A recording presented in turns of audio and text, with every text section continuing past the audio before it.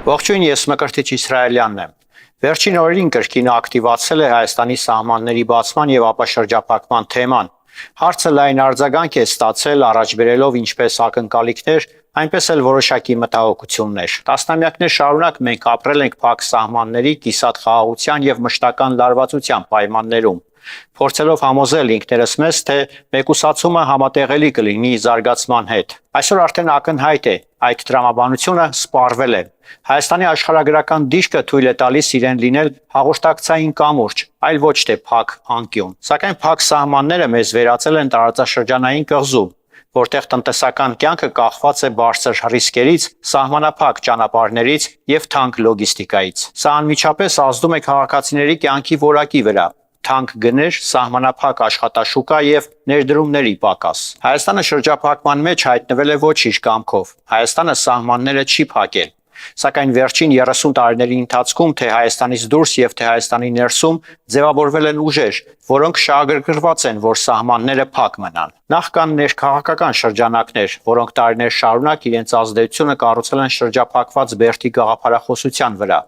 Փակ սահմանները նրանց համար եղել են ոչ թե խնդիր, այլ գործիք, վախի, մշտական սպառնալիքի եւ այլընտրանք չկա թեզի պահպանման համար։ Երկրորդ, կան տնտեսական շահառուներ, կան մենաշնորհային դիրքեր ունեցող խմբեր, որոնք տարիներ շարունակ իրենց բիզնես մոդելները ձևավորել են մեկուսացման պայմաններում։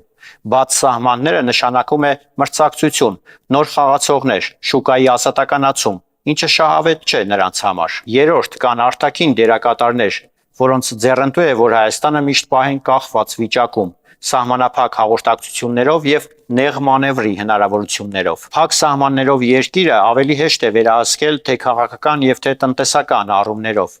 Բաց սահմաններով երկիրը դառնում է ինքնուրույն սուբյեկտ, այլ ոչ թե ազդեցության օբյեկտ։ Սահմանների բացումը հաճախ ներկայացվում է զիջում եւ անվտանգության սպառնալիք։ Սակայն պատմությունը ցույց է տվել, որ փակ սահմաններով պետությունները դառնում են ավելի խոցելի, այլ ոչ թե ավելի պաշտպանված։ Իրական անվտանգությունը կառուցվում է բազմակողմ կապերի, տնտեսական փոխկապակցվածության եւ շահերի հավասարակշռության վրա։ Բաց սահմաններով Հայաստանը ստանում է ոչ միայն նոր շուկաներ ու տրանսպորտային այլընտրանքային ուղիներ, այլև արտաքին քաղաքականության լայն դաշտ։ Դա հնարավորություն է սեփական անվտանգությունը ամրապնդելու ոչ թե մեկ ուղղության հաշվին, այլ բազմաթիվ գործընկերությունների միջոցով։ Սահմանների բաց լինելը դա անկախության կորուստ չէ,